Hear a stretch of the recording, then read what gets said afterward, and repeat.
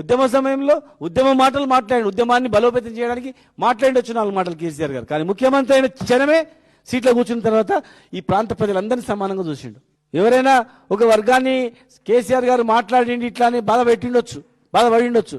లేదు కేటీఆర్ గారు ఏదో ఒక వర్గాన్ని ఆంధ్రలో ఉన్నటువంటి ఒక వర్గాన్ని ఇట్లా మాట్లాడిన కోపం పెట్టుకోవచ్చు. కానీ ఆ కులం కానీ ఆ వర్గం కానీ ఒక్కసారి ఆత్మపరిశీలన చేసుకోండి. మీకేమైనా ఆస్తి నష్టమైందా ఇక్కడ? మీకేమైనా గౌరవం తక్కువైందా ఇక్కడ? మీకేమైనా ఆంక్షలు పెట్టినరా ఇక్కడ? మీకేమైనా ఇబ్బందులు ఉన్నాయా ఇక్కడ? తెలంగాణకు మీకు ఒకే చట్టం ఉందా లేదా? ఒకే రకంగా మిమ్మల్ని చూసుకున్నారా లేదా? ఏదో సందర్భంలో ఏ సందర్భంలో ఏం మాట్లాడినాడో దాన్ని వ్యక్తీకరించి పూర్తిగా వీళ్ళంతా మాకు వ్యతిరేకం, ఈ కులానికి వ్యతిరేకం, లేకపోతే ఆంధ్రాలకు వ్యతిరేకం అని అట్లా ప్రచారం చేస్తున్నారు. ఆంధ్ర సోదరులారా, ఒక్కసారి మీరు ఆలోచన చేయండి. మీకు ఆంధ్రలో మంచిగుందా, తెలంగాణలో మంచిగుందా చూడండి. మీకు 5 ఏళ్లలో ఒకరికి మంచిగా ఉండదు, ఒకరు బాగుంటుంది. మళ్ళీ 5 ఏళ్ళు వచ్చిన దానికి ఇంకొకరు మంచిగా ఉంటుంది, ఇంకొకరు బాగుండదు.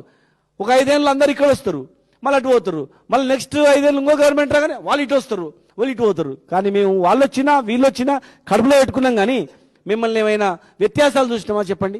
చిన్న వ్యత్యాసం, ఎంట్రుక ప్రమాణ వ్యత్యాసం మిమ్మల్ని చూసినామా?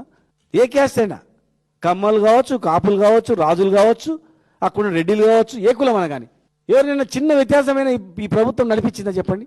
అత్యధిక ఆస్తులు సంపాదించుకున్నది, అత్యధిక ధనవంతులైంది, అక్కడ సంపాదించింది, ఇక్కడ డబ్బులు త్రిబుల్ చేసింది ఇక్కడ కాదా? హైదరాబాద్ కాదా?